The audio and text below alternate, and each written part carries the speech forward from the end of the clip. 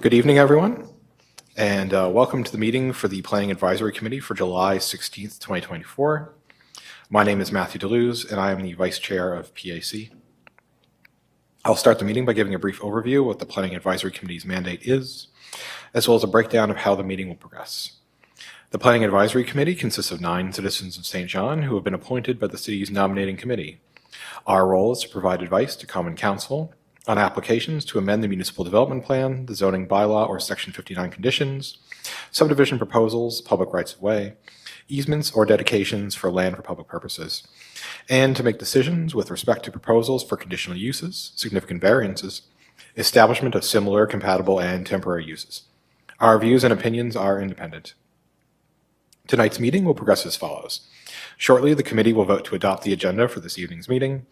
Following the adoption of the agenda, we will do a roll call for the members of the committee. We will then approve any minutes for previous PAC meetings, then declare any conflicts of interest for this evening's items.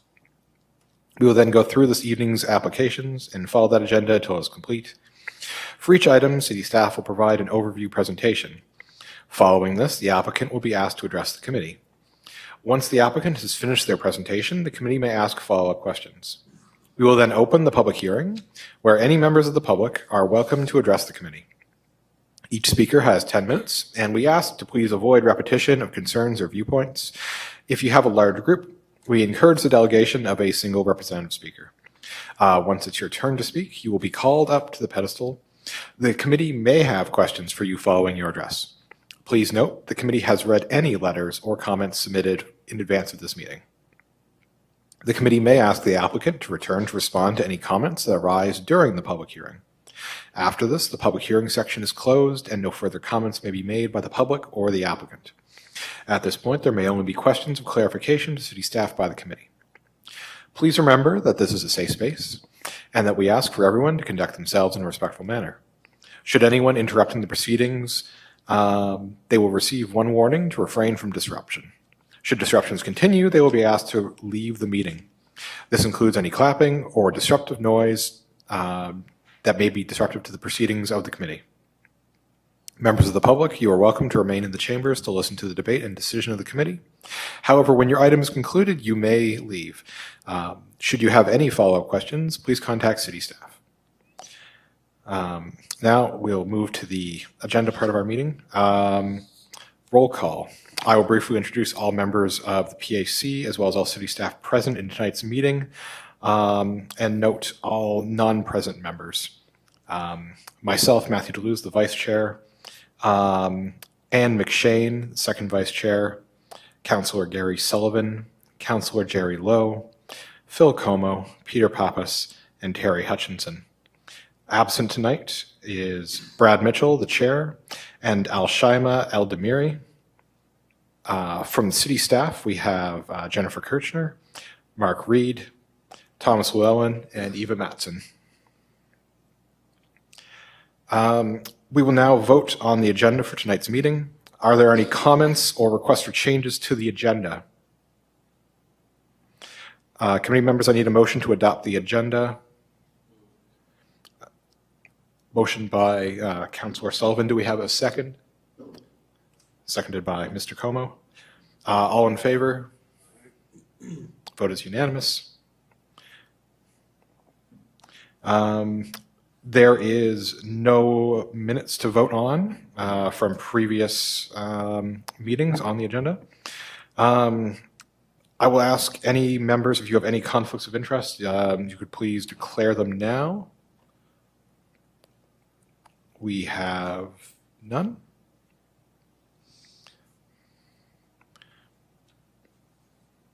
All right. So the first substantive item on the agenda, item 3.1.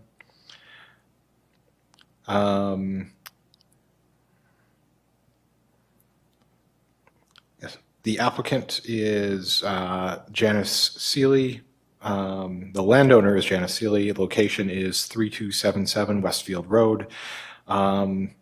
Existing zoning is Rural Settlement RS, and proposed zoning is Neighborhood Community Facility, CFN. This is a rezoning application. The Community Planning Act authorizes the Planning Advisory Committee to give its views to Common Council concerning proposed amendments to the zoning bylaw. Common Council will consider the committee's recommendation at a public hearing on Monday, August 19th, 2024. Now I'll ask Thomas Llewellyn to please proceed with staff's presentation on this item. Thank you.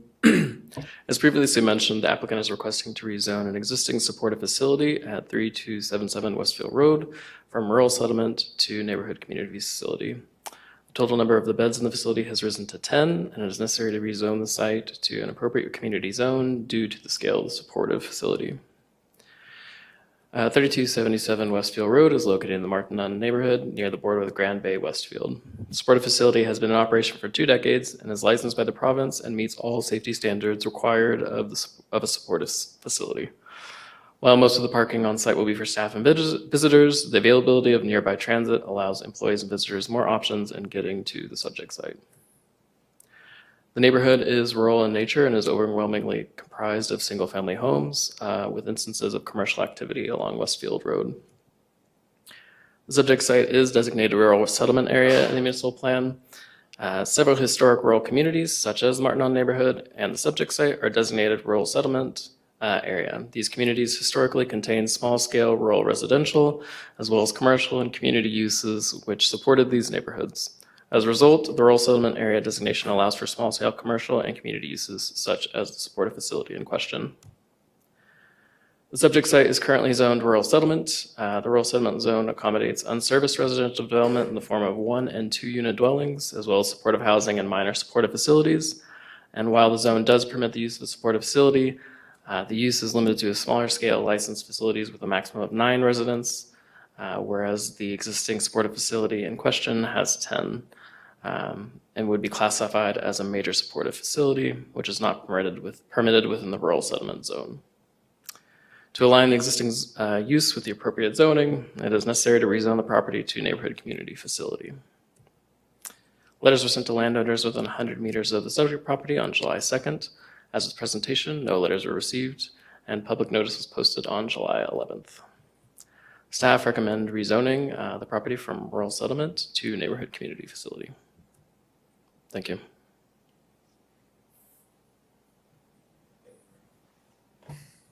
Thank you very much, Mr. Llewellyn. Now I'll call, are there any questions or clarification for staff at this time? If there are no questions from the committee, I'll now call on the applicant to speak. If the applicant is here. It appears we don't have the applicant here tonight.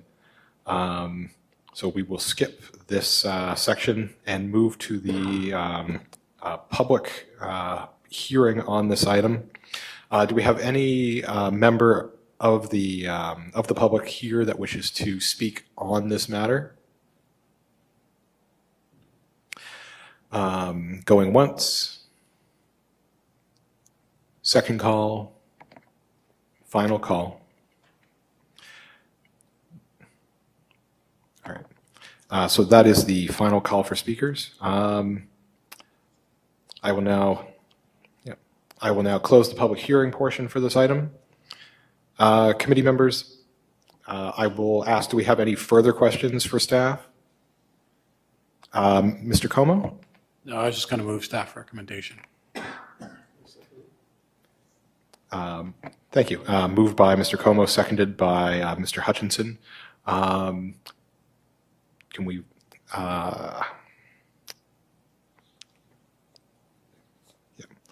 can we vote on? Yep. Vote to move staff's recommendation.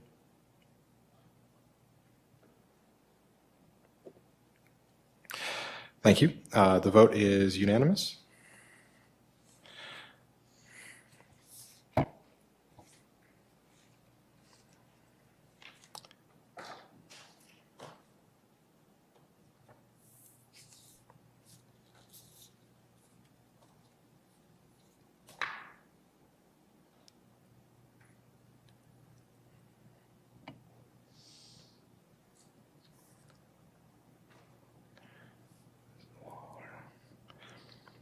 Now move to item 3.2. The applicant is numbered company 724745 New Brunswick Incorporated. Location is 199 Union Street. Plan designation is primary center and existing zoning is uptown commercial. This is a zoning bylaw amendment, and the Community Planning Act authorizes the Planning Advisory Committee to give its views to Common Council concerning proposed amendments to the zoning bylaw. Common Council will consider the committee's recommendation at a public hearing on Monday, August 19th, 2024.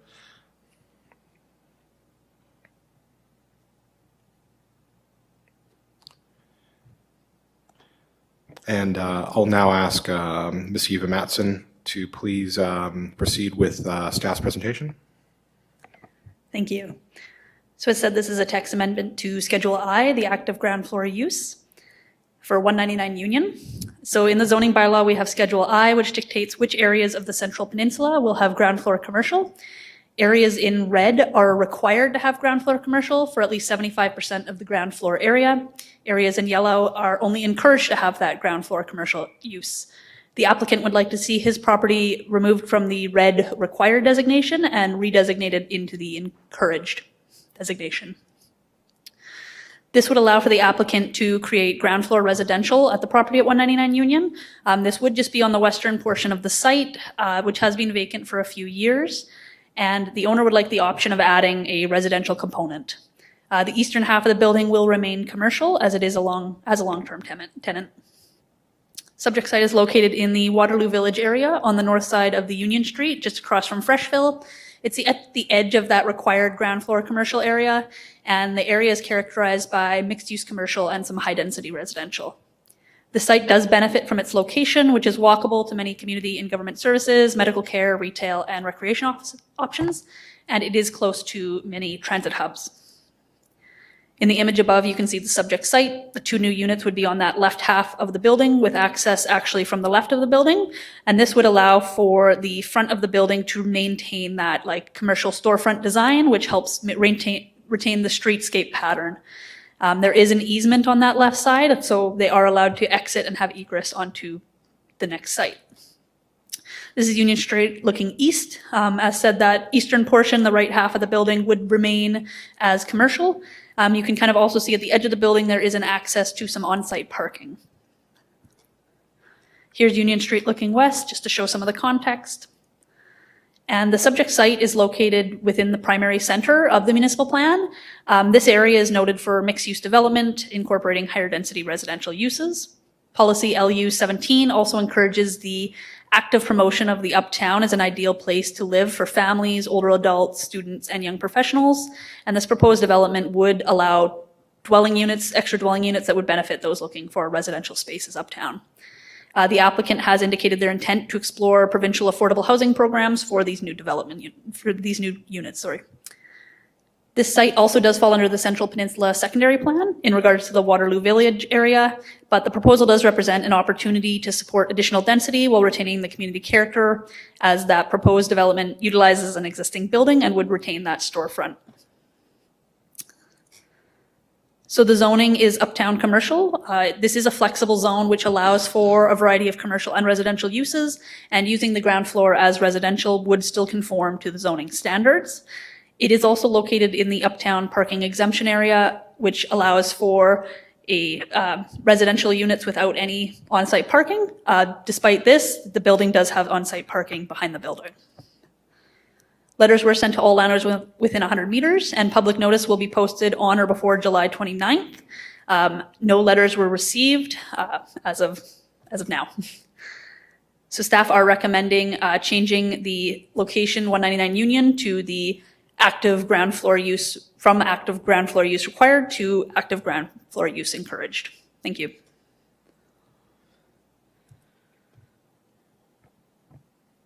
Thank you, Ms. Matson. Are there any questions or clarifications for staff at this time?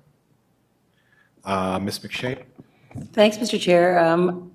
Thanks. I've got a bunch of questions, but I'm just going to start at the beginning.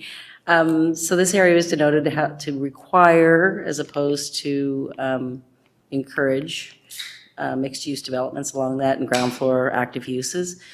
That's from the neighborhood plan, which isn't that old and was pretty intentional about how they selected those areas where it went.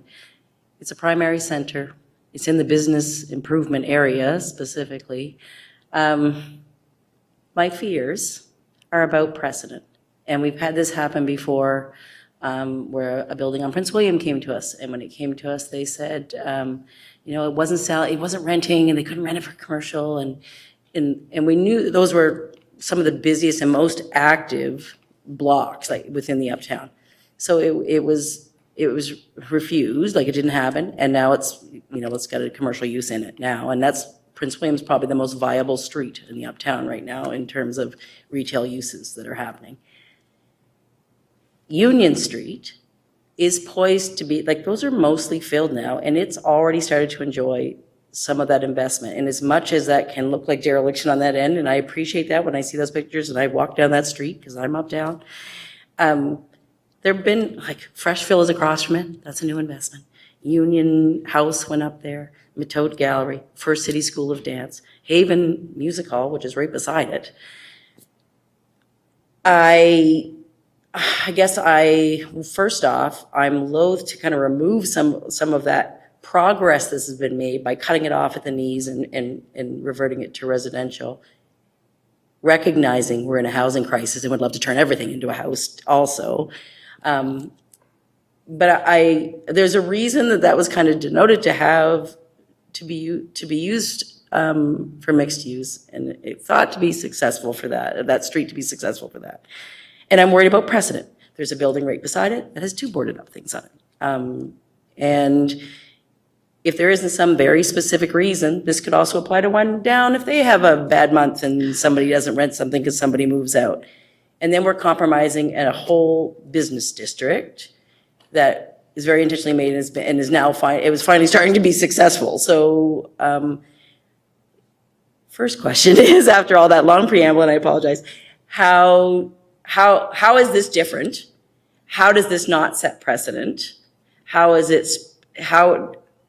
it not become the building beside it? Like, how is the argument going to be any different than anybody who couldn't rent it for any length of time?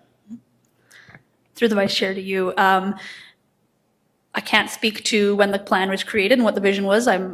I wasn't around for that, but all plans are meant to evolve as the uses change around them. So that's why this process does exist and allows for people to apply. It relies heavily on context. Precedent is important, of course, but it can be context per application as well. Yeah. And to be honest, I don't really have an answer for you. That's why we bring these applications to you on whether it should be changed or not. Staff have done a technical review of the planning application, and we've recommended approval due to a variety of factors, such as you said, there's a need for housing. The zone itself does allow for ground floor residential. They are talking about possible affordable housing. All of those are a benefit, of course, to them. But as said, this application comes to you folks for a reason. So we will set the precedent. unless my other planner folks have anything to add to that. Through the vice chair, with applications like these, they're a bit unique compared to a rezoning in that by moving to encouraged, it still opens the door for commercial uses in the future. It doesn't close that door. So it provides the option. The Central Peninsula Plan, along with most long-range plans, they envision in many ways a best-case scenario that the market will react to what's advised or envisioned for an area. Commercial uses have been, I think, challenged quite a bit in the last few years. Definitely certain areas of the city have benefited very well, and there's very limited vacant spaces in those areas. Other areas in the city have not been as lucky. So it really comes down to this discussion of, in this case, you could maintain a commercial space that could be vacant and continue to be vacant for a long period of time, or provide the opportunity for it to have an active use rather than that vacancy.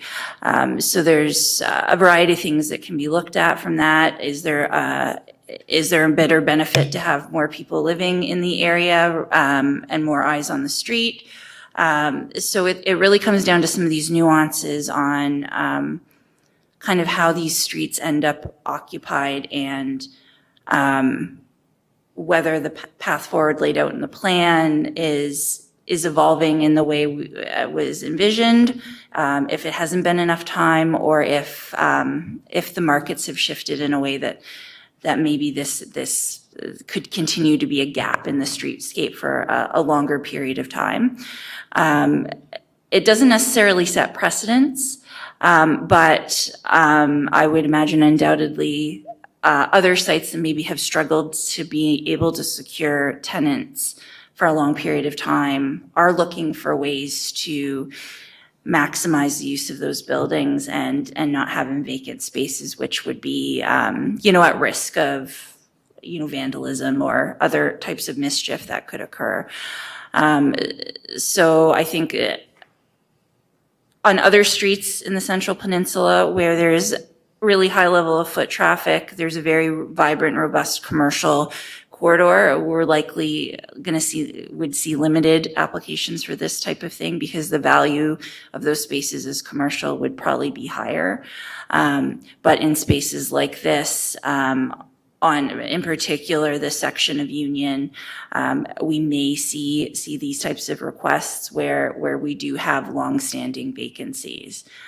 So that is, part of the discussion. I'm not sure if the applicant is here, but if they are here, during the public hearing component, those are questions that likely can be directed to them about Market. Yeah. Yeah, thank you. No, I appreciate that. And I guess, and I've done some reading about active floor uses, and certainly there's a move in North America that they recognize there's a lag in commercial uptake, and there's room for flexibility. And they list some caveats around what that should or shouldn't look like and when that should or shouldn't happen.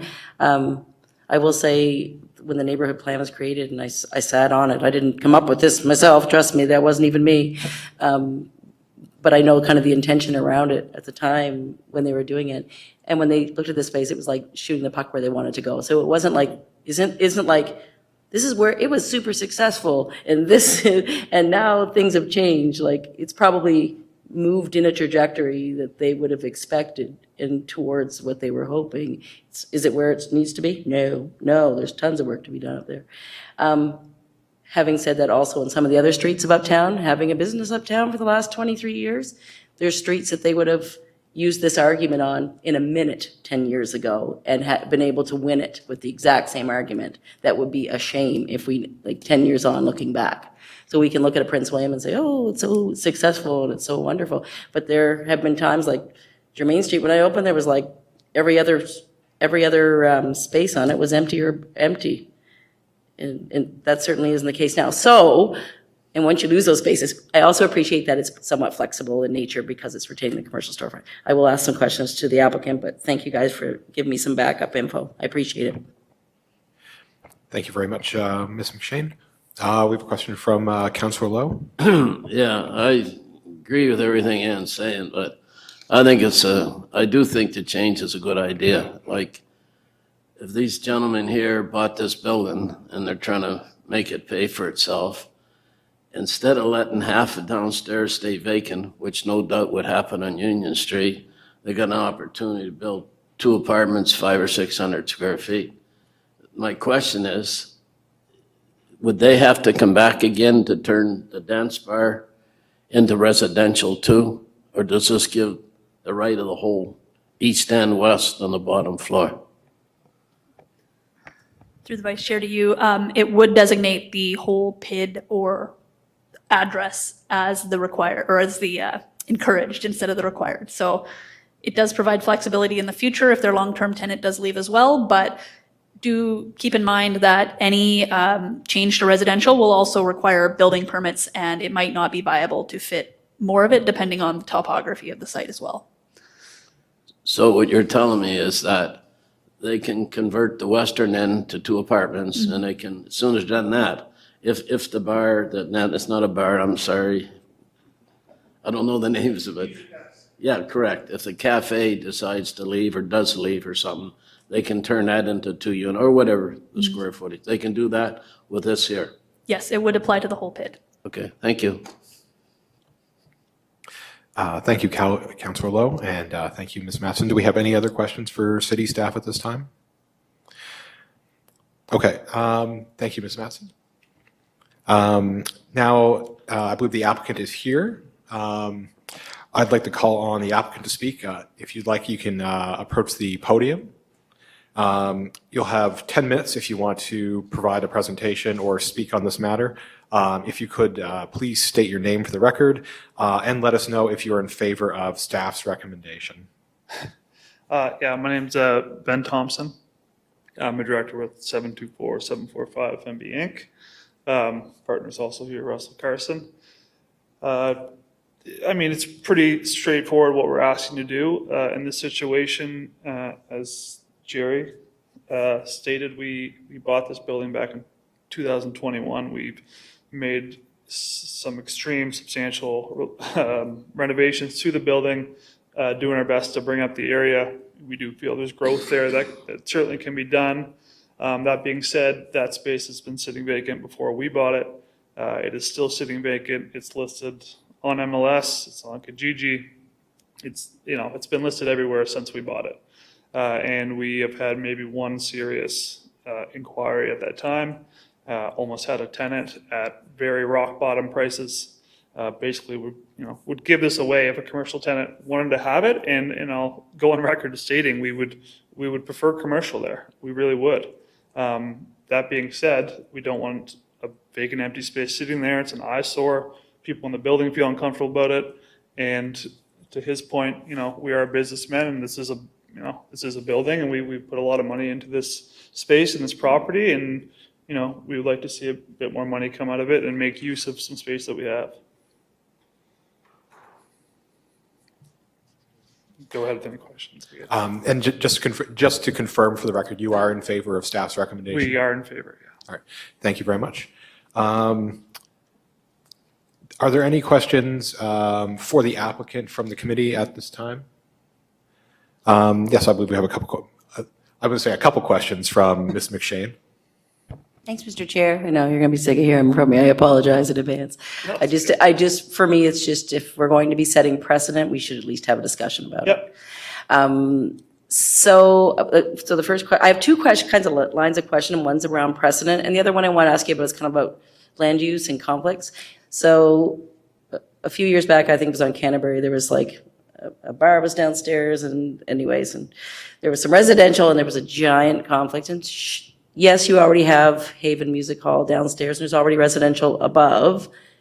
Do you anticipate any increased conflict from a residential being right beside No, I mean, I think on the ground floor? I think we already tackled that with the music hall. To put in context, if you didn't know, there was 5 residential units existing on the second floor, and we put in 12 units above that. Okay.